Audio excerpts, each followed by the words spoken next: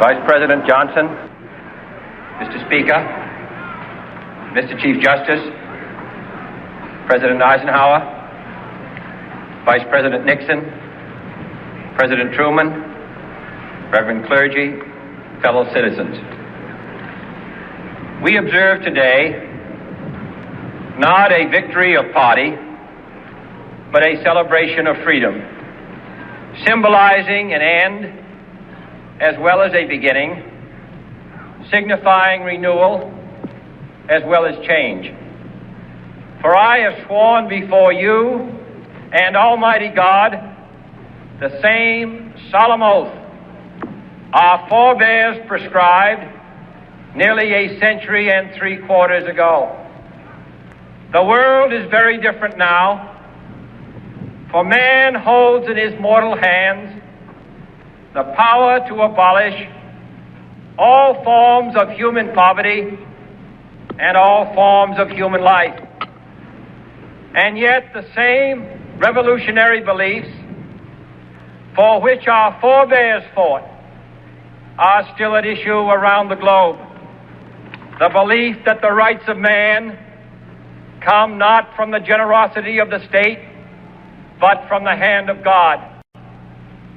We dare not forget today that we are the heirs of that first revolution.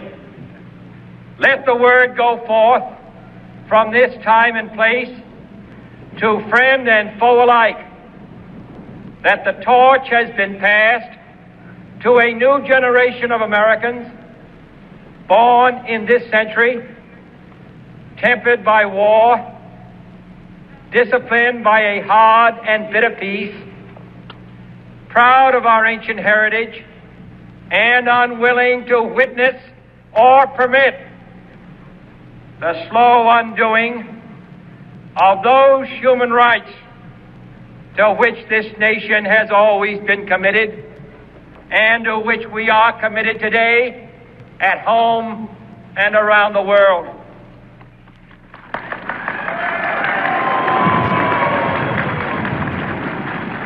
Let every nation know, whether it wishes us well or ill, that we shall pay any price, bear any burden, meet any hardship, support any friend, oppose any foe to assure the survival and the success of liberty.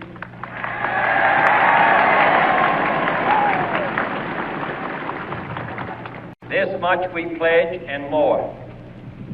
To those old allies whose cultural and spiritual origins we share, we pledge the loyalty of faithful friends. United, there is little we cannot do in a host of cooperative ventures. Divided, there is little we can do, for we dare not meet a powerful challenge at odds and split asunder. To those new states whom we welcome to the ranks of the free, we pledge our word that one form of colonial control shall not have passed away, merely to be replaced by a far more iron tyranny.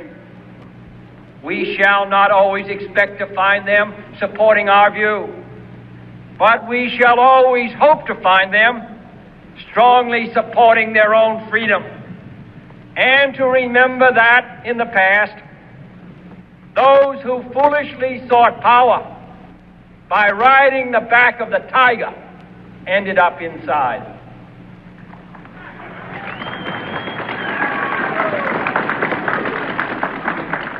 To those people in the huts and villages of half the globe struggling to break the bonds of mass misery, we pledge our best efforts to help them help themselves for whatever period is required, not because the communists may be doing it, not because we seek their votes, but because it is right. If a free society cannot help the many who are poor, it cannot save the few who are rich.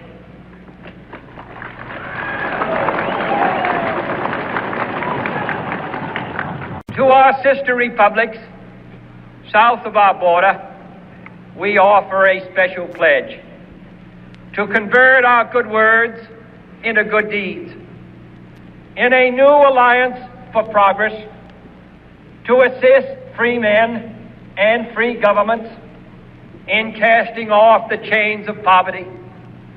But this peaceful revolution of hope cannot become the prey of hostile powers. Let all our neighbors know that we shall join with them to oppose aggression or subversion anywhere in the Americas. And let every other power know that this hemisphere intends to remain the master of its own house.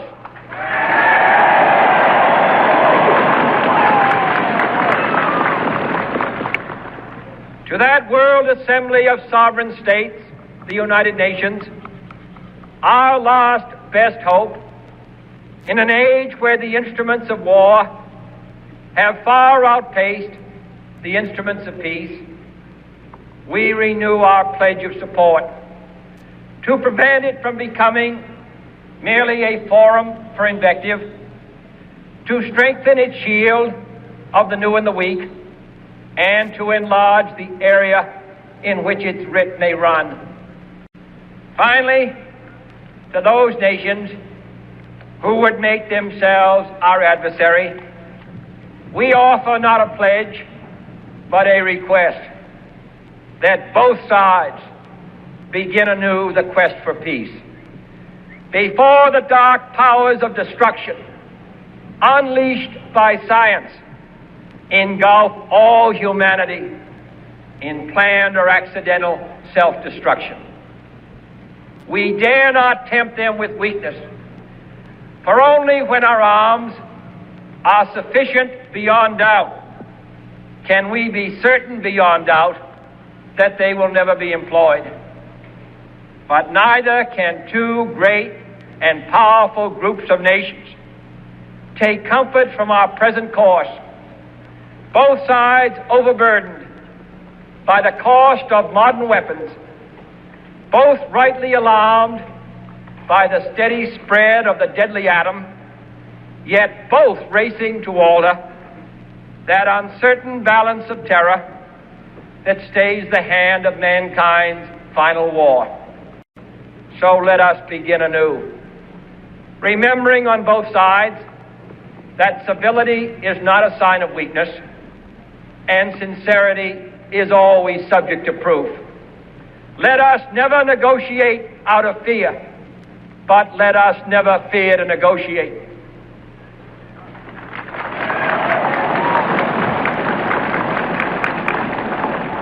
Let both sides explore what problems unite us, instead of belaboring those problems which divide us. Let both sides, for the first time, formulate serious and precise proposals for the inspection and control of arms, and bring the absolute power to destroy other nations under the absolute control of all nations.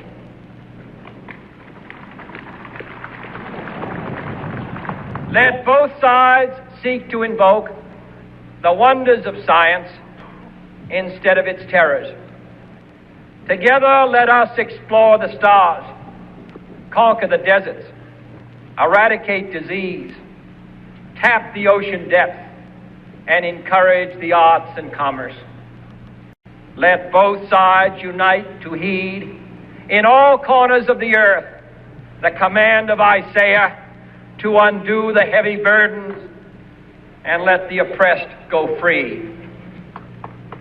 And if a beachhead of cooperation may push back the jungle of suspicion, let both sides join in creating a new endeavor, not a new balance of power, but a new world of law, where the strong are just and the weak secure and the peace preserved.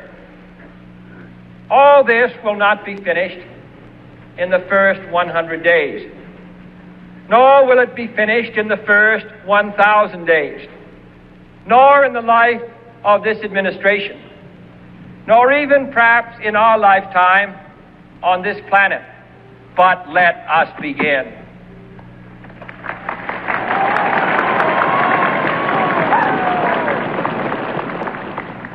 In your hands, my fellow citizens, more than mine, will rest the final success or failure of our course.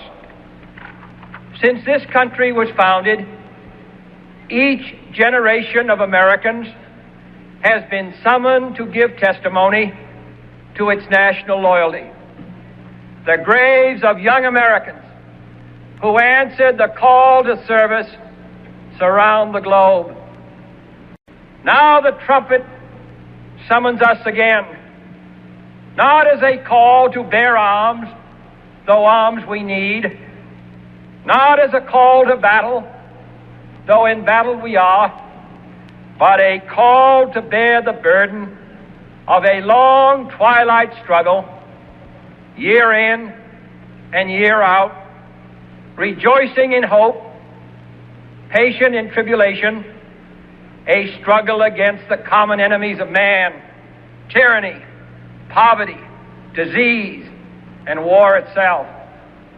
Can we forge against these enemies a grand and global alliance, north and south, east and west, that can assure a more fruitful life for all mankind? Will you join in that historic effort?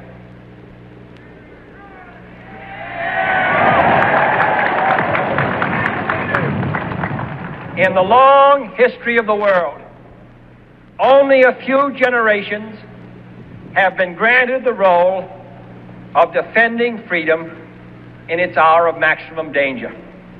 I do not shrink from this responsibility. I welcome it.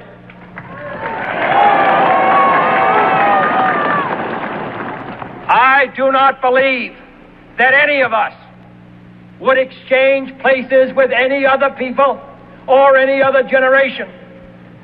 The energy, the faith, the devotion which we bring to this endeavor will light our country and all who serve it. And the glow from that fire can truly light the world. And so, my fellow Americans, ask not what your country can do for you. Ask what you can do for your country.